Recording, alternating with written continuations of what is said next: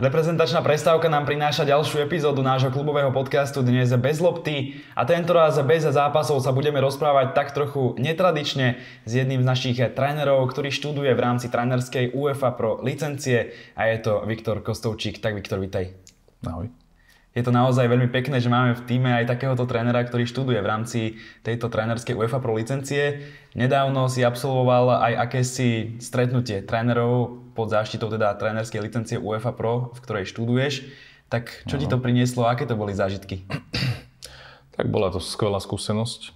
Aj tým, že sme mali tú možnosť sa stretnúť priamo v sídle UEFA v Nyone vo Švajčiarsku. A ja som si z toho odnesol len a len pozitívne zážitky. Tým, že vlastne UEFA robí takéto výmenné programy raz za čas. A tam sme sa stretli vlastne 5 federácií trénerov, ktorí študujú v Čechách, v Poľsku, v Maďarsku a z Malty.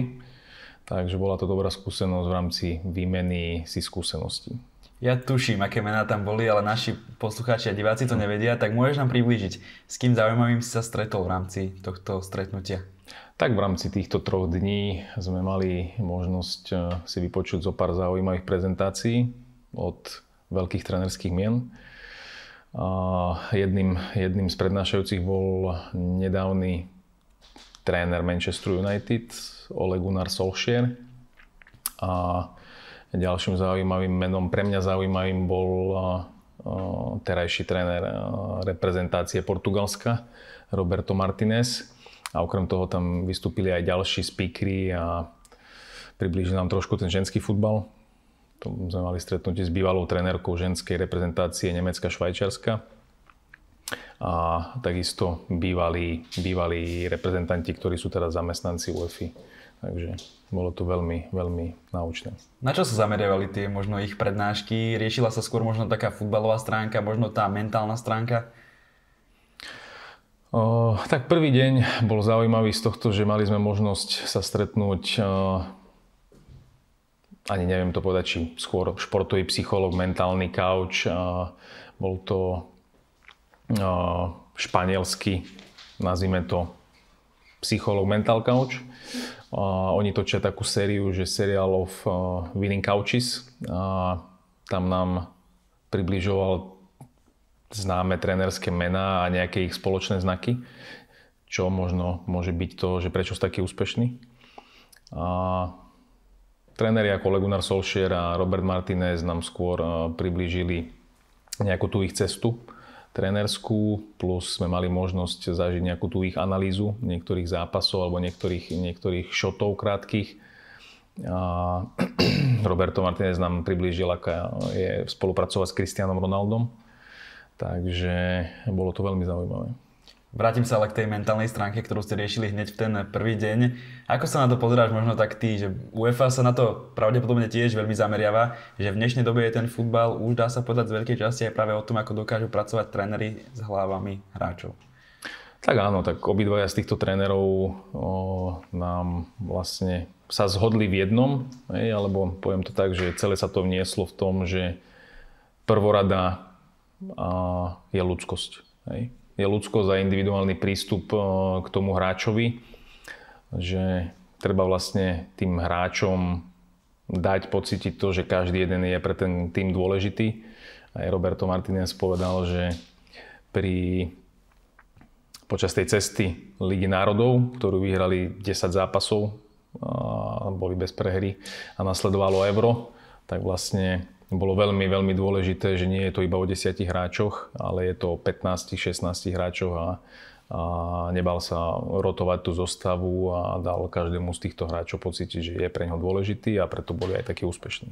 Uskutočnilo sa to vo švajčiarskom Nyone, tak mal si trochu možno aj čas prehliadnúť si mesto? Nie. Tam času bolo veľmi málo, lebo počas tých prednášok sme mali ešte workshopy, kde sme sa vlastne premiešali tí tréneri z rôznych krajín a so zamestnancami UEFA sme riešili rôzne trénerské témy, rôzne analýzy a bolo to veľmi, veľmi podnetné. Človek si trošku zdokonalil angličtinu, keď to tak môžem povedať, a bolo zaujímavé sa dozvedieť trebárs, ako fungujú na Malte. Tým, že je to taká malá krajina, tak väčšina tých trénerov je Talianov teraz, lebo šéf zväzu je Talian a bolo dobre pošerovať si trošku svoje skúsenosti a vymeniť si kontakty. Hej.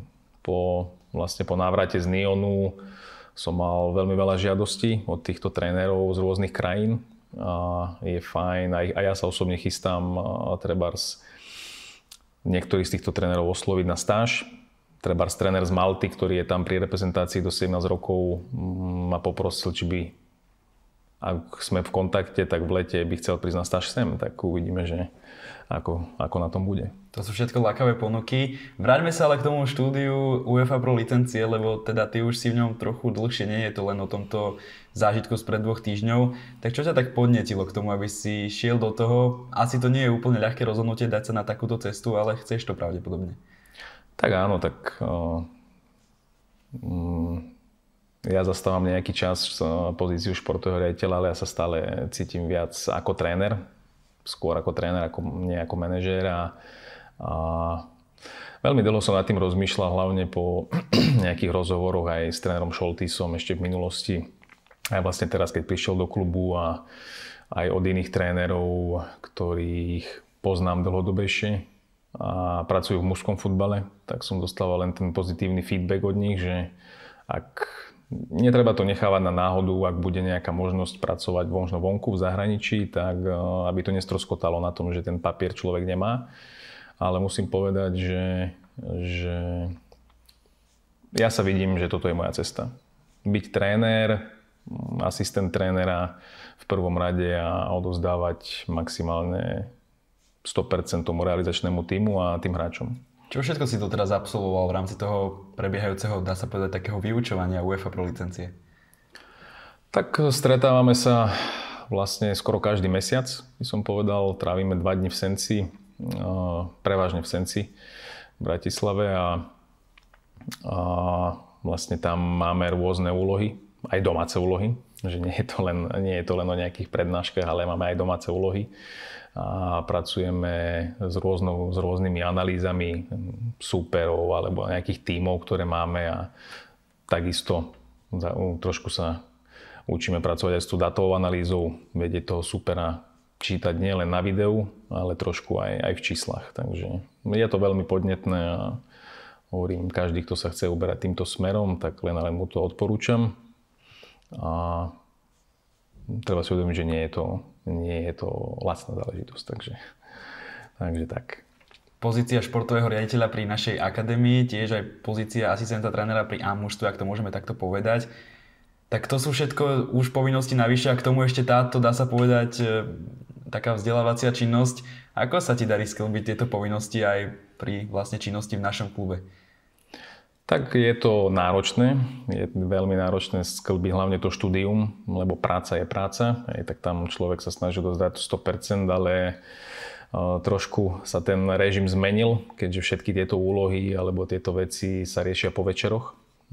Tak ten čas na spánok je príliš krátky, tak snažím sa ale všetko robiť na 100% a byť dôsledný v týchto úlohách, a takisto aj vo svojej práci a myslím si, že tréner Šoltis je spokojný a majiteľ vyzerá, že je spokojný tiež, takže myslím si, že je to OK. V poslednom čase si bol tak trochu viac od rodiny, aj ten švajčiarsky Nyon a spomínaš teda aj tie stretnutia v Senci, tak rešpektuje to tvoja polovička? Tak za každým úspešným mužom hľadajte ženu, takže myslím si, že moja partnerka je stotožnená s tým, že vlastne má po svojom boku trénera a jej patrí veľký obdiv a veľká vďaka za to, že ako to zvláda, keď nie som doma. Predsa aj tie výjazdy záčkom a aj to štúdium zabera veľmi veľa času a veľmi veľa práce, takže aj touto formou sa jej chcem vlastne poďakovať, že ako to zvláda. Nedávno si bol aj na stáži v poľskom klube Wisla Plock. Áno. Tak to je asi jedna takisto z tých podmienok štúdia trénerskej licencie UEFA Pro. Tak čo ti dala práve táto stáža? Čo zaujímavé si tam možno našiel v porovnaní s tým slovenským futbalom? Tak je to súčasť vlastne môjho štúdia, že absolvovať nejakú zahraničnú stáž v nejakom klube. Ja som mal to šťastie, že sa mi podarilo dostať do tímu Wisla Plock.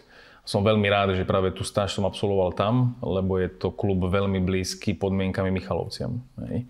Takže takisto tých tréningových ploch majú rovnaký počet ako my a pritom hrajú najvyššiu súťaž, extraklasu.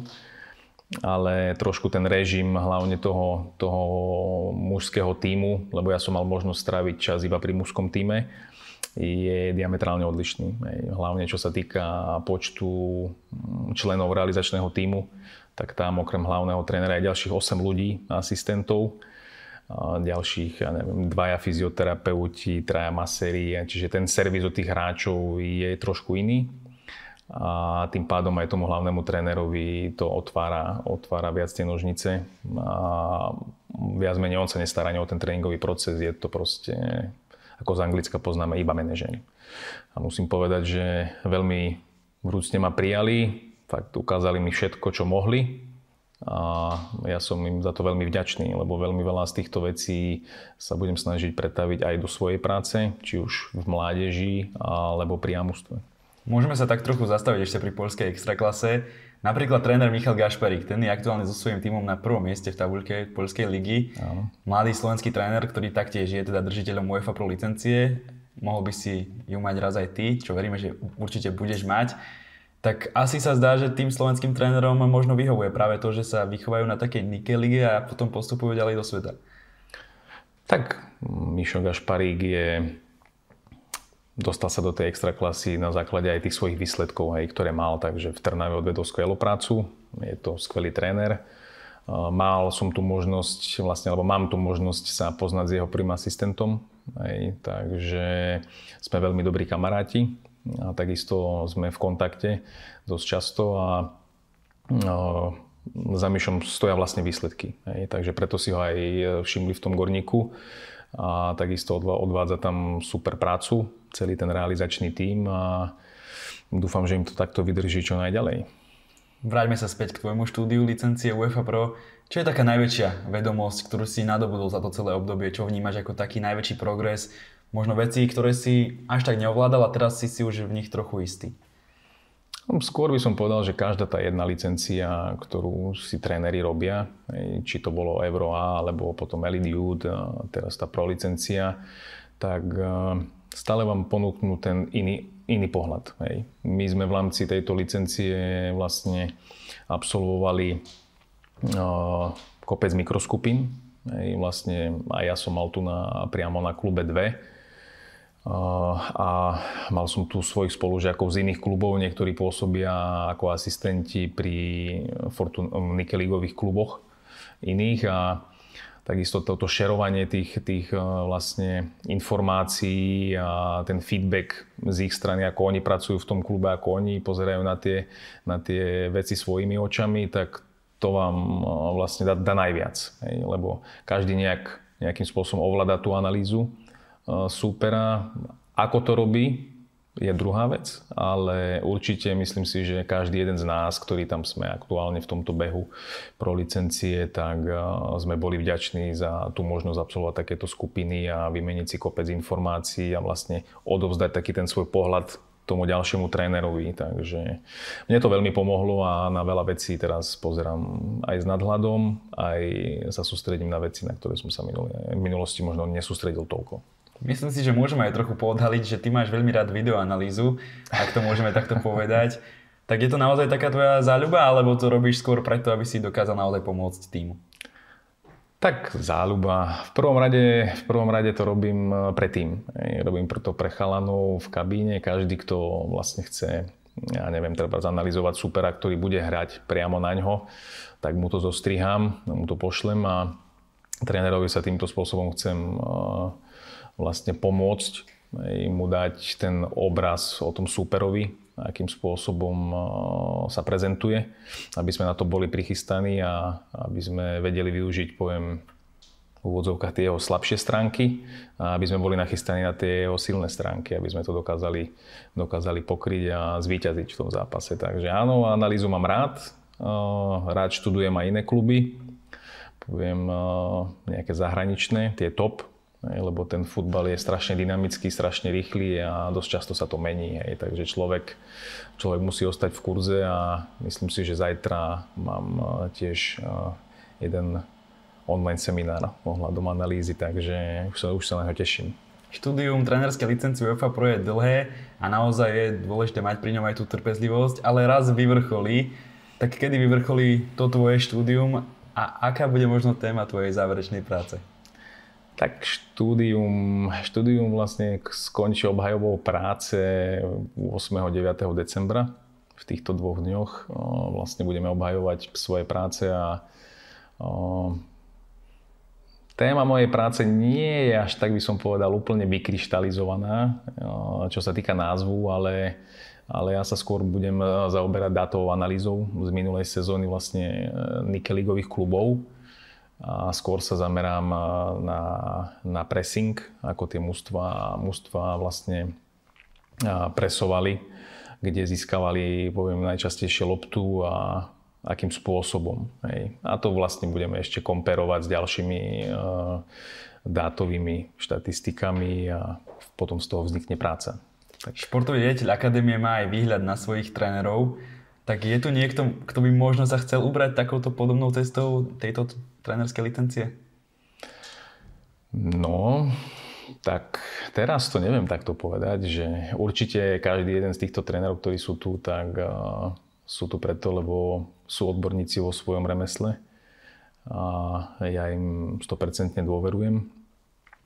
Skôr by som povedal, že či sa budú chcieť uberať týmto mužským futbalom. Hej. Lebo to, že ste držiteľom pro licencie, vám neotvára dvere len do mužského futbalu, ale takisto aj na rôzne manažerské pozície a je kopa vlastne trénerov, ktorí sú držiteľmi pro licencie a trénujú v mládeži. A myslím si, že aj to štúdium pro licencie im trošku otvorilo obraz aj k tým mládežníkom, lebo dnes vieme, že 17-roční chlapci nastupujú za Ačko v Európe a vo svete. A takisto aj my chceme po ďalšom Žulevičovi, Mušákovi, chceme ďalších hráčov zapracovať a vlastne chceme, aby vyrástli u nás v akadémii a potom sa prezentovali v Ačku. Takže teraz si nedovolím tvrdiť, kto z týchto trénerov, ale myslím si, že určite sú tu aj ďalší adepti, ktorí sa vyberú touto cestou. Možno ste to ani nevedeli, ale predsa len máme v našom tíme človeka, športového riaditeľa našej akadémie a zároveň aj jedného z asistentov pri mužstve, ktorý aktuálne študuje v rámci trénerskej licencie UEFA Pro a prijal naše pozvanie do dnešného podcastu Dnes bez lopty. Ja, Viktor, ďakujem, že si prišiel. Ďakujem za pozvanie. No a my ďakujeme, že ste dosledovali túto epizódu nášho ďalšieho klubového podcastu a ďalšie epizódy podcastu Dnes bez lopty. Prajeme vám ešte príjemný zvyšok dnešného či už večera alebo dňa. Dovidenia a do počutia.